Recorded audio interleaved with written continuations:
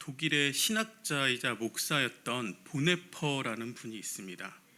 세계 2차 세계대전이 끝나갈 쯤 1945년도에 독일 나치에 의해서 사형을 당하시고 죽임을 당하신 목사님이신데, 히틀러를 신격화하는 그 상황 가운데에서 예수 그리스도를 믿는 참된 믿음, 우리가 알고 있는 값싼 은혜에 반대되는 값비싼 은혜라는 것을 이제 외치고 주장을 하시다가 나치에 의해서 저항하는 세력, 또 위험 인물로 분류가 돼서 유명을 달리하신 목사님이 계십니다.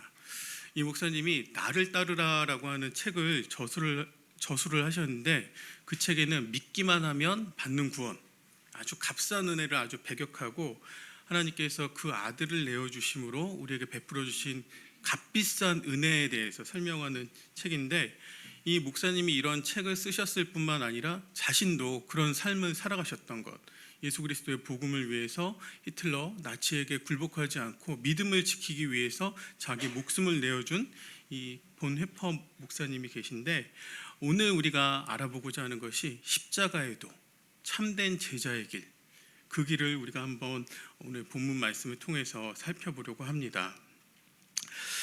부활주일이 2주 전이었습니다.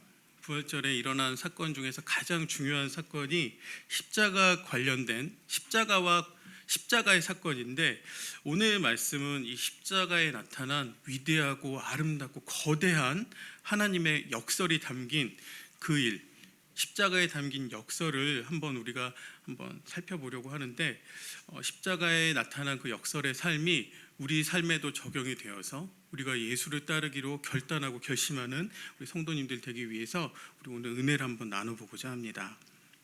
우리가 보고 읽고 있는 이 성경책은 우리가 하나님의 자녀가 되게 하고 또 영원한 생명을 얻게 하는 유일한 진리가 기록된 책입니다.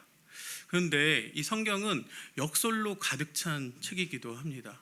무슨 말인가 하면 하나님께서 세상을 지으시고 가장 처음 지으셨던 사람이 누군가요? 아담과 하와이지 않습니까? 아담과 하와는 우리의 선조라고는 하지만 우리와는 조금 다른 사람입니다. 온전한 지혜를 가지고 있었고 하나님과 생명의 동산에서 거하면서 하나님의 지혜를 받아 누리는 그런 사람이었고, 온 천하 만물, 하나님께서 지으신 천하를 이름짓고 통치할 수 있는 지혜를 가진 사람이었습니다. 그랬더니 아담과 하와가 한남 미물의 형상을 한 뱀의 모양을 한 사탄의 관계에 빠져서 하나님을 배반하고 하나님의 약속 명령을 어기는 그런 일을 저지른 것, 이거 크나큰 역설이기도 하고, 또 영원전부터 함께 계셨던 예수님, 신이시고 하나님의 아들이시고 또 본인도 하나님이신 성자 예수님께서 우리와 같은 몸을 입고 이 세상에 오신 것도 놀라운 역설이 아닐 수 없습니다. 그리고 몸을 입고 오셔서 자기 백성인 이스라엘에게 고난당하시고 또 하나님의 십자가 위에서 하나님의 저주를 온몸으로 받으시고 죽임을 당한 일, 이것이 역설이 아닐 수가 없는데, 이처럼 있을 수 없는 일, 있어서는 안 되는 일, 또 우리의 능력과 지혜로는 이해할 수 없는 이런 역설이 하나님의 능력으로서 성경에 곳곳에 기록이 되어져 있다는 것이 우리를 때로는 혼란스럽게 하는 지점이기도 합니다. 우리가 조금 전에 읽은 이 마태복음 10장 34절과 35절의 말씀이 우리가 알고 있는 상식과 기존 질서를 뒤집어 엎는, 정면으로 충돌하는 그런 내용을 담고 있는데, 우리에게 화평과 평안을 주시기 위해서 오신 예수 그리스도께서 우리에게 화평을 주러 오신 것이라 선포하는 것입니다. 화평을 주러 오신 것이 아닐 뿐만 아니라 검을 주시러 왔다 선포하시는 내용을 통해서 우리는 당혹스러운 마음을 지울 수 없게 되는데, 참으로 역설적입니다. 우리의 평화이시고 또 화평이신 예수님께서 어떻게 우리더러 싸우는 검을 주러 오셨다고 말씀을 하는 것일까? 사실 이 말씀에 담긴 진정한 의미를 우리처럼 예수 믿는 사람들이 깨닫는 것은 별로 어렵지 않은 일입니다. 왜 그런가 하면 예수님은 하나님과 원수가 된 우리 사이, 하나님과 원수가 되어서 하나님과 화목하지 않고 하나님과의 화평이 깨어진 우리를 하나님과 화평하게 하기 위해서 예수님이 오신 것인데, 우리는 이것을 오해해서 예수님께서 우리가 세상과 화평하게끔 하러 오신 것으로 오해를 해서 이 본문을 오해하기 때문에 우리와 같은 예수를 믿는 사람들은 금방 듣고 이해를 하는 내용이지만 이 내용이 믿음이 깊지 않거나 믿음을 가지지 않은 분들께는 조금 당혹스러운 그런 본문으로 이해할 수 있겠습니다. 예수님은 십자가에서 하나님의 진노를 누그러뜨리는 제물이 되셨습니다. 제물이 되셔서 우리와 하나님 사이를 화목하게 하시고 또 갈라져 있던 하나님과 우리 사이를 하나로 합쳐서 화평케 하시는 그 역할을 하시고 우리에게 참된 평안을 주시기 위해서 오신 것인데, 그렇기 때문에 오늘 본문에서 예수님께서 화평을 주러 온 것이 아니다라는 것은 우리와 같은 성도님들은 금방 이해가 되실 거예요. 그런데 이어지는 본문에서 예수님께서 검을 주러 오셨다 하는 말씀을 합니다. 어떻게 예수님께서 우리에게 검을 주러 오실 수 있는가? 자, 우리 성도님들, 예수님의 가르침을 통해서 우리가 나누고자 하는 것, 예수를 믿고 살아가는 동안에 우리를 적대시하는 세상이 있지 않습니까?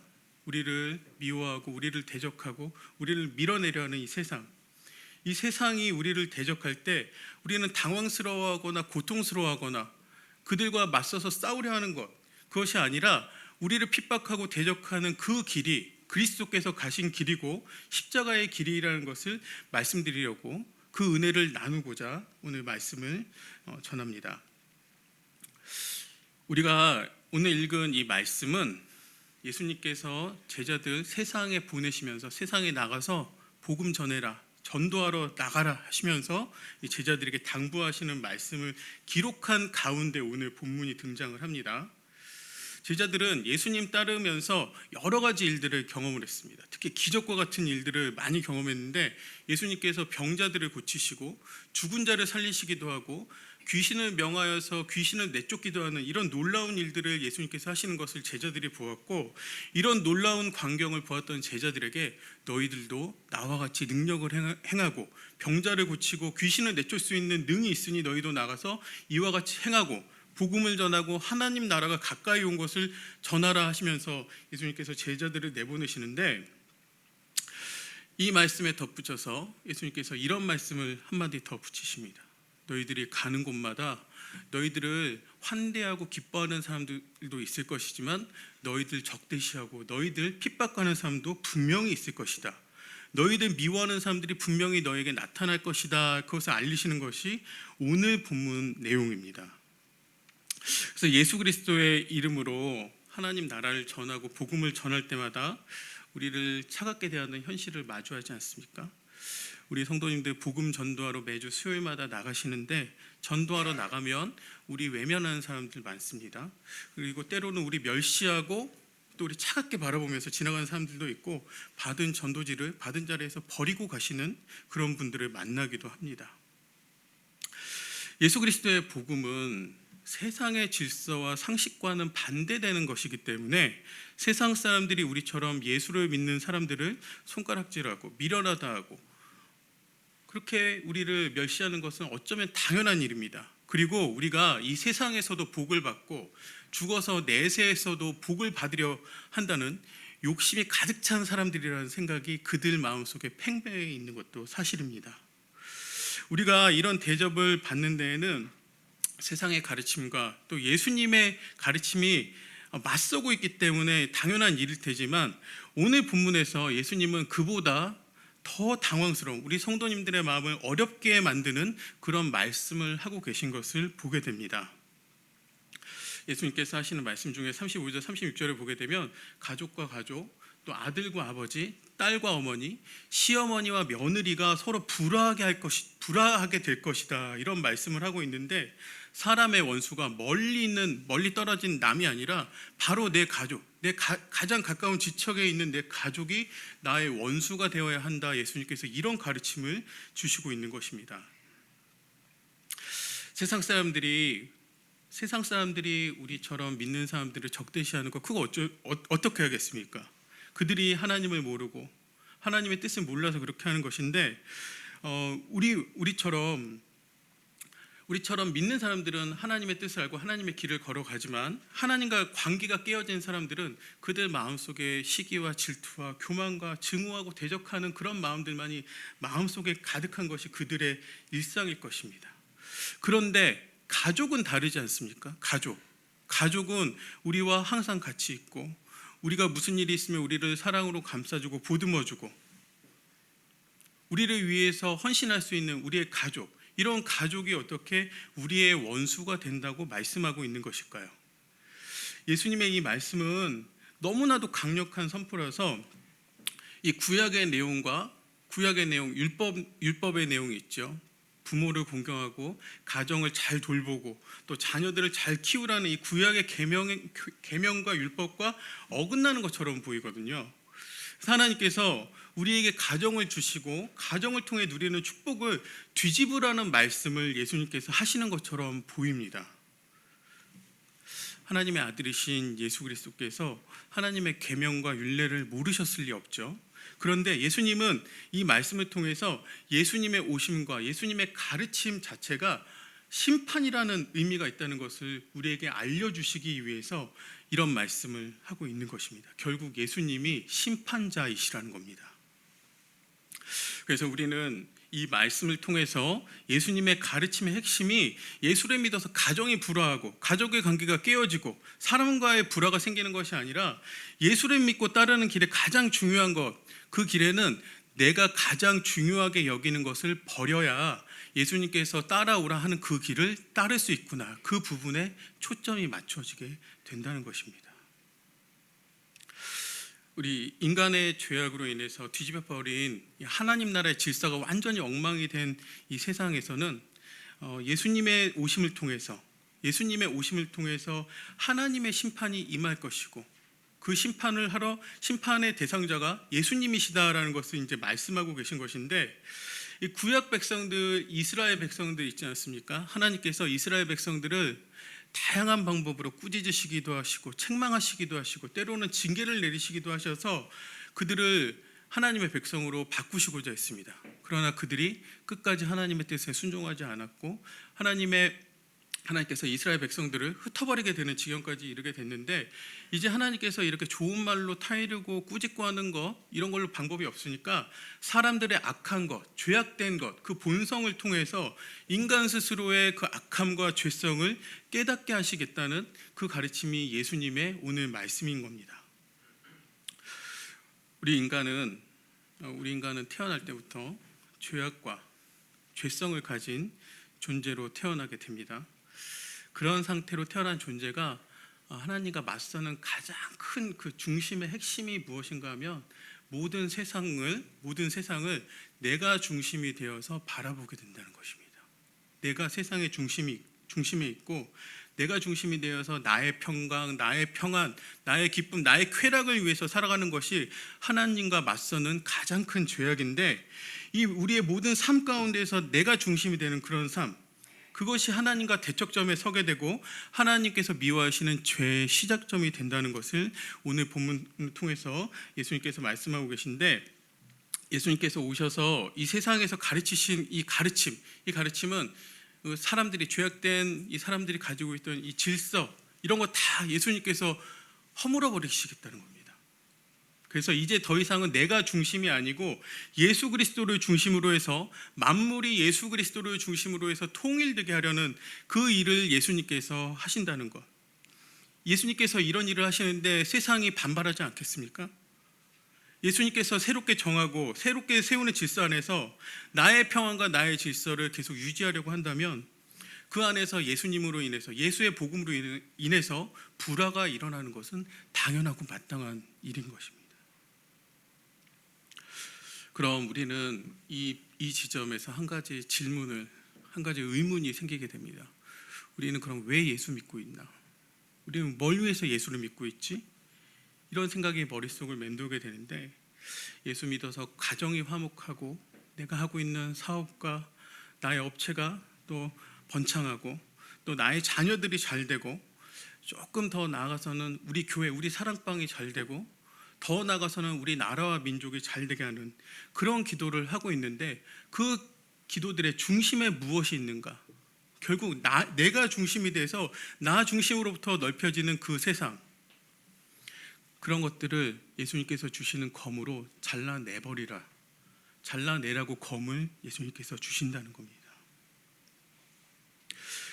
우리 마음속에 나를 중심으로 한 생각을 잘라내고 끊어내고 예수님을 중심으로 해서 세상을 살아갈 준비가 되어 있으십니까?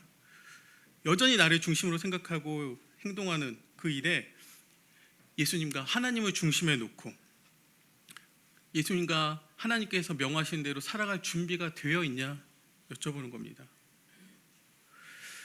우리가 지난 몇 주간 주일 설교를 통해서 주기도문의 내용을 쭉 살펴봤는데, 촘촘하게 살펴봤는데 주기도문의 핵심은 그것입니다.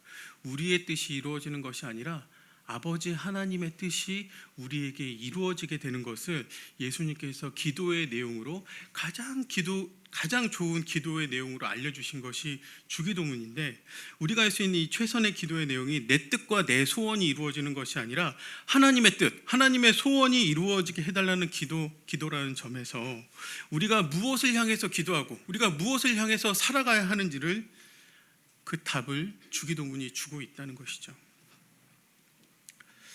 하나님조차도, 우리가 믿고 있는 하나님조차도 우리가 만든 질서와 순서 안에 줄 세우고 싶어하는 게 아담의 후손된 우리의 본성이고 우리의 성향입니다. 이 세상에 존재했던 모든 종교와 신앙이 그렇습니다. 나를 중심으로 해서 질서가 세워지고 나를 중심으로 통일되게 해달라는 기도와 신앙이 기독교 외의 다른 종교에서는 모두 동일하게 나타나고 있는데, 그런데 우리는 다르죠. 우리가 기도하는 내용은, 혹시 이런 기도 해보신 적 있습니까? 내가 예수 믿어서 예수 때문에 불화하고, 내가 예수 때문에 예수 이름으로 실패하고, 또 예수 이름으로 내가 핍박받게 해주십시오. 혹시 이런 기도 해보신 적 있으십니까? 예수님이 오셔서 하신 일이 바로 이런 것들이라는 것, 오늘 말씀이 이런 말씀이라는 거 기억하시나요? 예수님이 이 세상에 왜 오셨습니까? 이 세상에 영광 중에 오셔서 휘황찬란하게 인기 얻으시고 우리에게 돈 주시고 권력 주시고 명예 주시고 이런 거 하러 오신 거 결코 아니란 것 우리 성도님들 아실 겁니다. 예수님께서 이 세상에 오신 궁극적인 목적은 저주받아서 십자가 위에서 돌아가시는 일, 그 일 하러 피 흘려서 우리를 위해서 대신 피 흘려 죽으시러 오신 분이 예수님이신 겁니다. 예수님 십자가에 매달려서 피 흘리시고 돌아가시는 그 일을 당하신 그 뒤에 서서 우리는 예수님께서 먼저 걸어가신 길을 나도 따라가겠다 하고 나선 자들이 우리 성도님들입니다. 그런 자들에게 예수님께서 영생 주시고 생명책에서 그 이름을 지우지 않겠다 예수님께서 약속을 하셨습니다.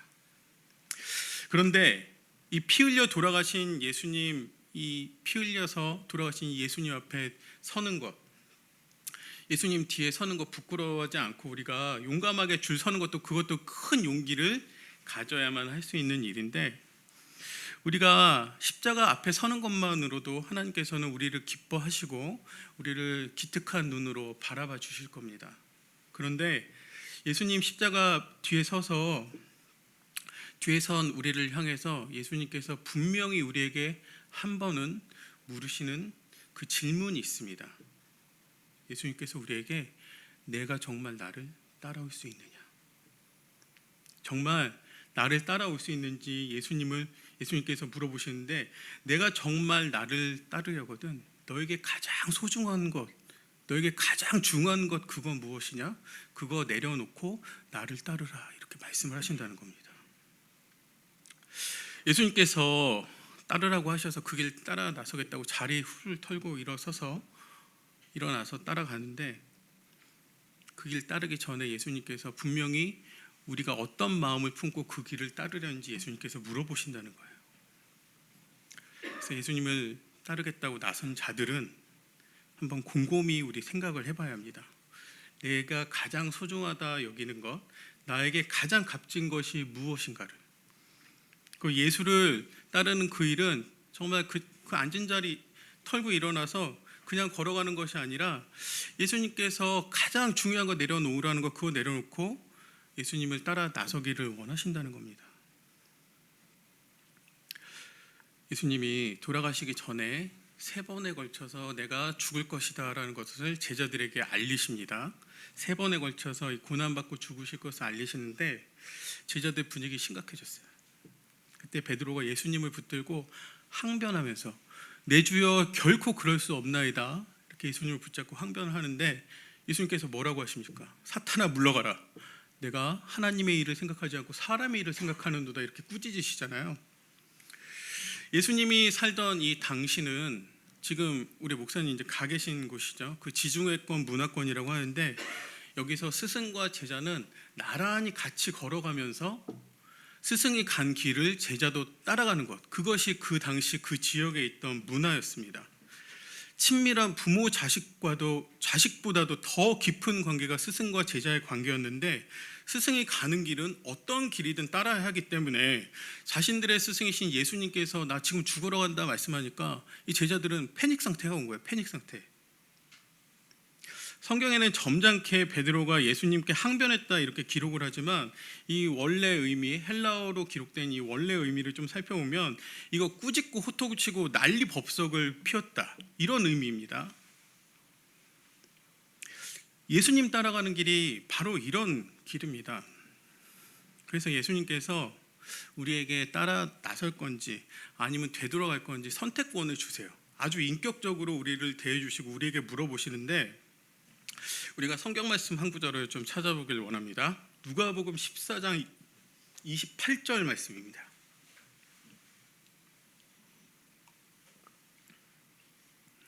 누가복음 14장 28절 말씀인데 우리 한번 같이 읽어보도록 할까요? 시작. 너희 중에 누가 망대를 세우고자 할진대 자기의 가진 것이 준공하기까지 족할는지 먼저 앉아 그 비용을 계산하지 아니하겠느냐. 그리고 31절도 한번 띄워주시죠. 31절은 제가 한번 읽어보겠습니다. 또 어떤 임금이 다른 임금과 싸우러 갈 때 먼저 앉아 1만 명으로서 저 2만 명을 거느리고 오는 자를 대적할 수 있을까? 헤아리지 아니하겠느냐. 32절 만일 못할 터이면 그가 아직 멀리 있을 때 사신에 보내 화친을 청할지니라. 이 말씀은 예수님께서 이런 말씀으로 가르치세요. 이거 예수님께서 이 말씀을 통해서 가르치시는 것 이겁니다. 나를 따라 나서기 전에 너 한번 자리에 앉아서 곰곰이 계산을 해봐라. 계산기 두들겨 보고 그러고 나서 계산해보고 답이 나오면 나를 따르라 이렇게 말씀을 하시는 거예요. 나를 따르는 길에는 가시밭길, 돌밭길, 또 험난한 골짜기, 풍랑치는 바다, 뜨거운 숨막히는 광야 이런 길 걸어가야 하고 또 내가 짊어졌던 그 십자가 짊어지고 나를 따라와야 하는데 너 정말 따라올 수 있겠니? 너 그 일 할 수 있어? 예수님께서 이렇게 물어보시는 거예요. 그렇다면 네가 지금 가장 중요하게 여기는 거 그건 뭐냐? 재산이냐? 가족이냐? 자식이냐? 세상 명예냐? 권력이냐? 그거 무엇이든지 네가 가장 중요하게 여기는 것 그거 지금 내려놓고 나를 따라와. 그 말씀을 예수님께서 하시고 있는 거예요. 우리 고린도전서 1장 18절의 사도 바울의 고백을 한번 상기할 필요가 있는데 좀 띄워주시죠. 우리 한번 같이 읽어보도록 하겠습니다. 십자가의 도가 멸망하는 자들에게는 미련한 것이요 구원을 받는 우리에게는 하나님의 능력이라. 자기 십자가를 지고 예수님을 따라가는 길이 어떤 길인지 이보다 더 정확히 설명한 구절은 없을 겁니다. 우리 각자 예수 믿는 사람들이 예수 믿는다는 일로 세상 사람들에게 이런 대접 받지 않습니까? 세상 사람들, 믿음 없는 사람들이 보기에는 당연한 거예요. 우리가 그렇게 미련해 보일 수가 없고 주말이면 자기 시간, 자기 여유 시간, 여가 시간 다 포기하고 교회 와서 예배 드리죠. 또 그것뿐만 아니라 교회 와서 섬기죠. 또 자기 땀 흘려 힘들게 일한 봉급 교회에 헌금으로 바치면서 이런 삶을 살아가는데 세상 사람들이 보기에는 우리가 미련할 수밖에 없어요. 미련하다고만 하면 다행인데 우리처럼 교회 다닌다고 하면 요즘 적대시하는 사람들이 그렇게 많습니다. 요즘 사회 초년생들 이런 청원을 올린다고 합니다. 입사 지원서, 회사에 지원할 때 입사 지원서를 내는데 거기 종교란을 지워달라는 거예요. 내가 교회 다니고 기독교를 믿는다고 하면 직장 상사나 회사로부터 불이익을 당할까봐 이 직장 그 입사 지원서 안에 그 종교란을 없애달라는 청원은 계속 그런 청원이 올라온다는 겁니다. 사회 분위기가 내가 성당 다니고 절에 다닌다고 하면 그렇게 지탄받지 않습니다. 그런데 교회 다닌다 이 얘기가 다른 사람에게 알려지게 되면 교회 다니는 사람들, 성도들은 세상으로부터 많은 불이익을 당하는 게 현실입니다. 세상이 교회를 멸시하고 또 핍박하는 세상을 살아가는 게 우리와 같은 성도들인데, 사도 바울은 우리와 같은 성도들이 세상 사람들이 보기에는 너무나도 미련해 보이고 답답해 보이는 이 십자가를 따르는 우리 무리들, 이 사람들이 받게 될 구원이 무엇인가? 하나님의 능력이 십자가에 나타난 것, 하나님의 능력이 나타나서 이 죄인들을 구원하는 능력이 나타난 것이 십자가라, 이렇게 고백을 하고 있는 것이죠. 십자가는 우리가 너무나도 잘 알고 있는 것처럼 사람 죽이는 사형틀이었어요. 사형틀. 근데 어린 양 되신 예수께서 십자가에 달려서 죽으신 그곳에 생명이 있고 구원이 있고 모든 죄인을 구원하는 하나님의 능력이 십자가 위에 있다고 말합니다. 성경에 나타난 가장 크고 위대하고 아름다운 역설이 십자가 위에 나타나고 있는 것입니다.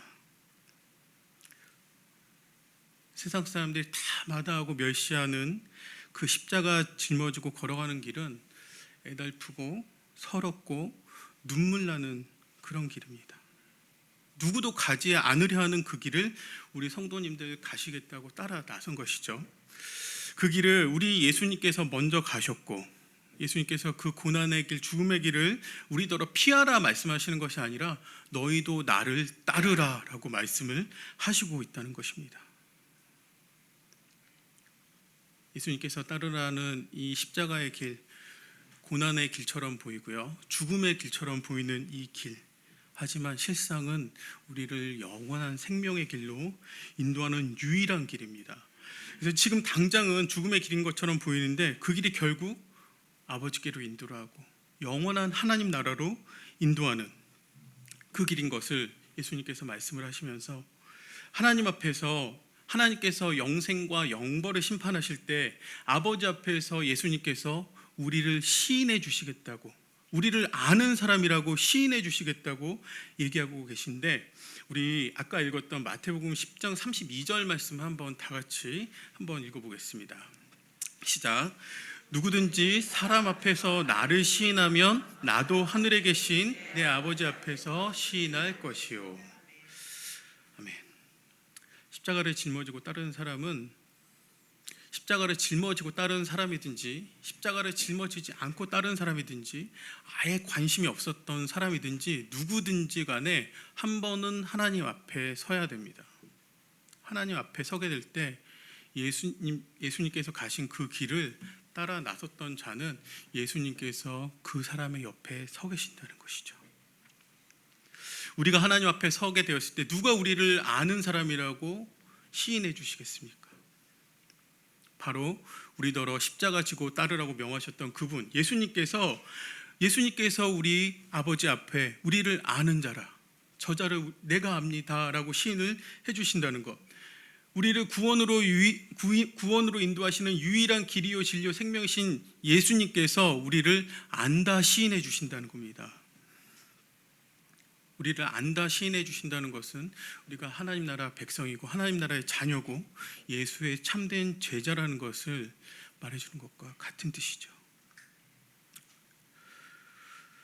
이처럼 영원한 생명을 우리에게 상 주실 것이기 때문에 예수님은 이 잠깐 지나가는 이 세상 가운데 살아가는 우리더러 이 세상 십자가 짊어지고 따를 것인지 말 것인지를 우리에게 결정을 하라고 하십니다. 예수님께서 우리를 강압적으로 끌고 가는 것이 아니라 우리에게 선택권을 주시고 내가 따를 것인지 말 것인지를 결정하라, 이렇게 말씀을 해주시는데, 십자가를 지지 않겠다 하는 자 내게 합당하지 않다 말씀을 하시고, 나를 위하여 목숨까지 가족까지 내어버릴 수 있는 자 나에게 오라 명하시는 겁니다. 사랑하는 성도님들, 나의 목숨이 아깝지 않을 정도로 예수님을 따라 나서실 자신이 있으십니까? 십자가의 본질은 고난에 있는 게 아니라 죽음에 있습니다. 죽음.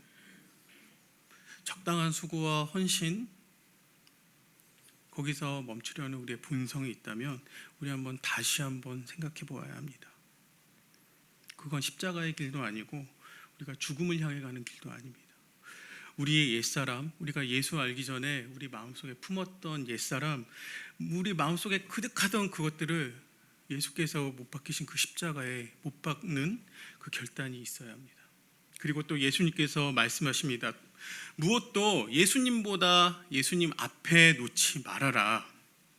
예수님보다 더 사랑하지 말아라. 예수님께서 이 명령을 하시는데 이게 십자가 도의 가장 본질이고 핵심이 되는 가르침이라고 할 수 있을 것입니다.